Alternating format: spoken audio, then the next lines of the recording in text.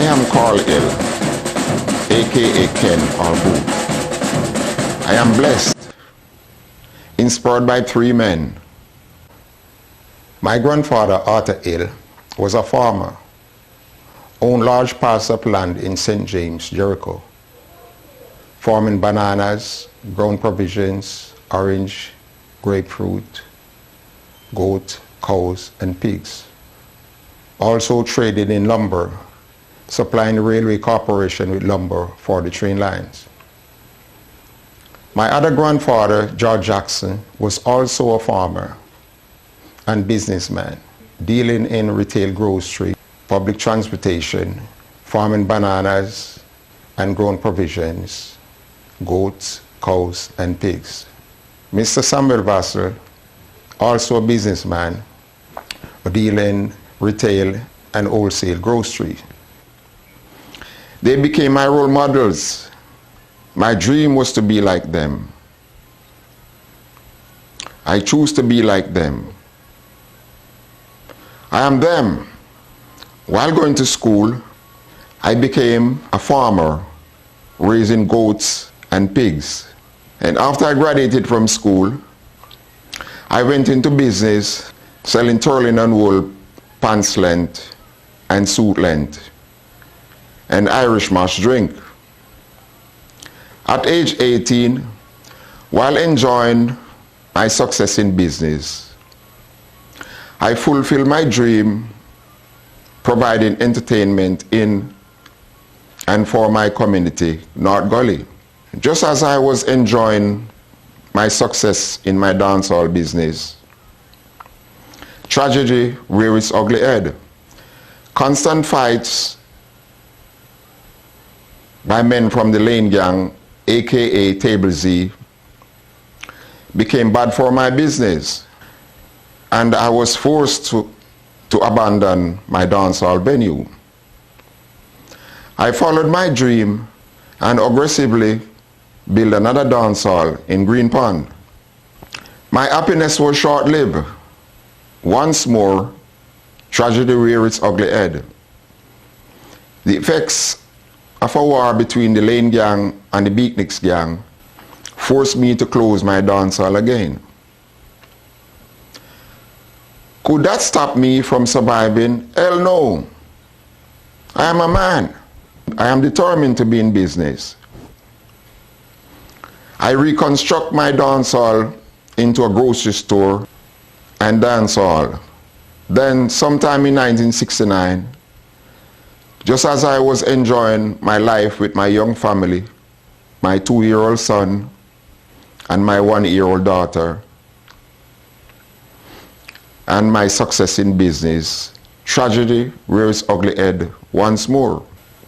I was in my grocery store when Tony Johnson, a member of the Lane Gang, approached, pointed a shotgun on me, and fired. Luckily, I escaped unhurt. When I returned, I was shocked by the cannibalistic act. The floor of my grocery store was covered with damaged goods, broken bottles, and stones. Could that stop me from surviving? No. I am a man. I am determined, strong. One Friday night, sometime in 1970, tragedy reared its ugly head once more. Unaware of my children's mother pregnant with her second son, I was on my way home from the club and Tony Johnson ambushed me in Albion Lane. And the last of 5 shots fired from his handgun shattered my right leg. I am a man, the people's person. I am loved. I am blessed. After the amputation of my leg, men from the communities of Green Pond, Canterbury, North Gully, Barracks Road, and section of Glendevan armed themselves and joined force with the Beatniks Gang, fighting the Lane Gang. The war was bad for my business, and my grocery store was forced to close its doors. This robbed my community of the access to supply its closest and everyday needs. Could that stop me from surviving? No. Survival is a must. I am a man. I am strong, resilient.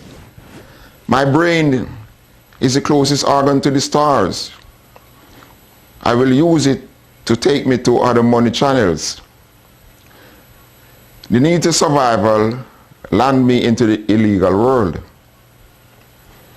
Survival allow me to maintain my financial independence. That same need allow me to buy a car. And I took pride in driving past the gangster who was previously laughing mockingly at me, swinging on my crutches. Survival allowed me to develop the idea of instructing a man to convert my right foot gas pedal into a left foot gas pedal in my car. A job well done. Survival let me forget my pledge of not doing anything to give my mother heartache as my older brother. Survival robbed me of my time and connection with my children. Survival gave me a mindset that going to jail is normal. During the war period, there were several failed efforts of peacemaking. Then, after the general election of 1972, which was won by the late Mr. Michael Manley, one of the pillars of Montego Bay, Mr. Sesachuk, managed to broker peace. The longest gang war in Montego Bay's history, dubbed Mobay Tribal War, and after 5 years, but continued in Nassau, Bahamas and some major states in America. Many times I would look back in my life with grief. All I was doing was trying to be a normal, successful person. But thinking back about the wrongs done to me, I would think of revenge and murder. But I am a man. I am resilient. I became determined to learning. I am not stupid. I made my years spend in the legal world my university of the International Streets. I learned that since the existence of gangs in Jamaica, the island has become on a lockdown. Everybody living in public prison. Burglar bars becomes the norm. And death for the informer snitch ideology has taken root in today's society. For the past 50-odd years, gang wars created a brain drain for Jamaica. For the past 50-odd years, young men in the ghettos become an asset of the gun dealers, the morgue owners, the obeah men, and most importantly, the judicial system. For the past 50-odd years, gang wars rob ghetto communities of their livelihood. Gang wars dictated retired Jamaicans abroad into self-imposed exile, scared to death of coming home. Although learning all the above, killing all the people that makes me their enemy always registered in my head. In 2003, there was an article in the Jamaican Gleaner titled "Behind Mobay's Tribal War." The leader of the Lane Gang, he called himself Zale, said his gang was about 2,000 men strong. Did the war create a job for ghetto communities in Montego Bay? Hell no. Did the war create opportunity for gang rivals in Nassau, Bahamas or America? No. Life in the ghetto is that cheap, so simple, meaningless. Why one gang leader can have nearly 2,000 men fighting a senseless, non-productive war? Yes, their actions speak for it. At times, thug-looking gangsters, my grandchildren age, smile and say to me, "Big up, dads." Me have to give the man respect. A man like you said the thing. Those young men were living in my shadow, walking in my shoes, just by what they hear about me, the negative. Because of their negative conception, they make my nice homeowners community become a ghetto. My interpretation of what seems as my unhappy events are: after I got shot and while I was in the university hospital in Kingston, the Supreme Power posted my honorable friends guarding me so the gang members could not get the chance of snatching my life from me. Preparing me for my purpose, I was chosen as a gang leader and move on to the illegal world, which becomes my university, University of the International Streets.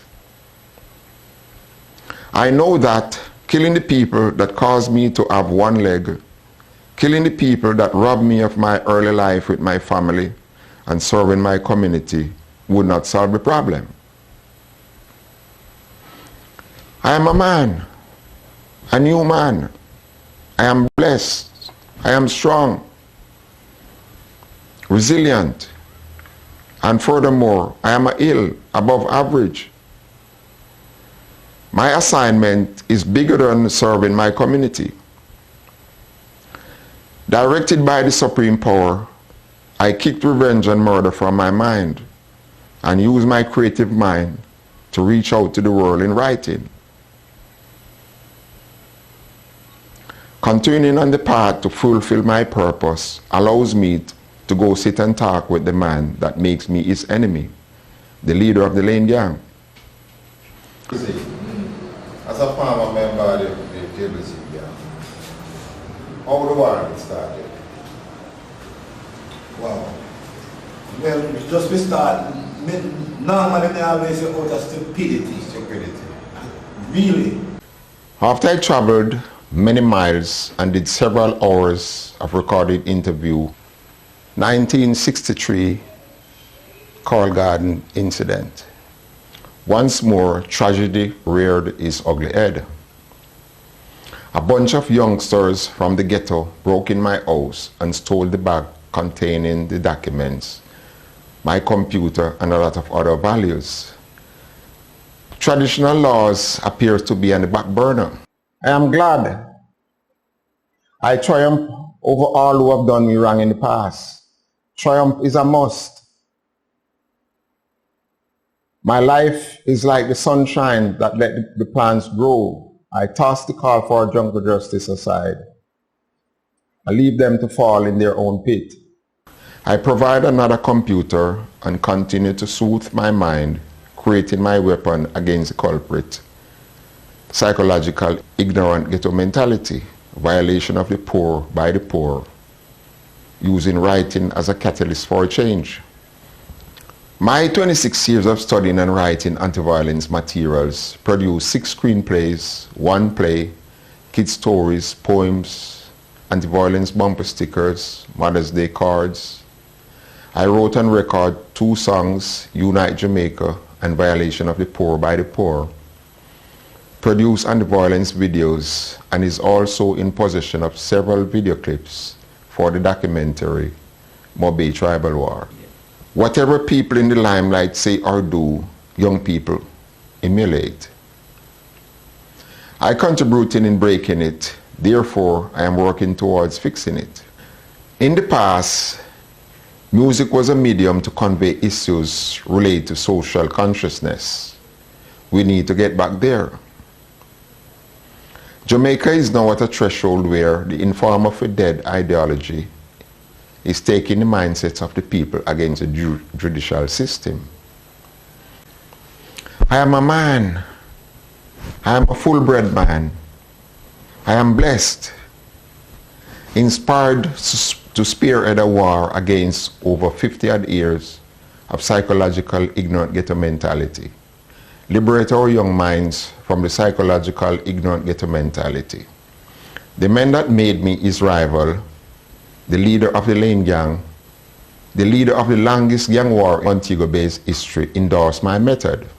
What kind of message the man have now for the youth then? Today's youth. Today's youth. For the youth, them right now, wow, it's total education. My method is to create educational, cultural, and recreational opportunities for children. Provide daily activities for kids until bedtime. Give children the ability of having open and confidence in themselves. Live their own dreams. Change Canterbury to Cultureberry. The present needs to facilitate the Redemption Chapel Homework Center are funds to purchase 1 year supply of snacks for the kids. Other learning materials to learn and speak Spanish, Chinese Standard Language, Mandarin, provision of equipment for movie making, and funding for the reconstruction of the basketball court.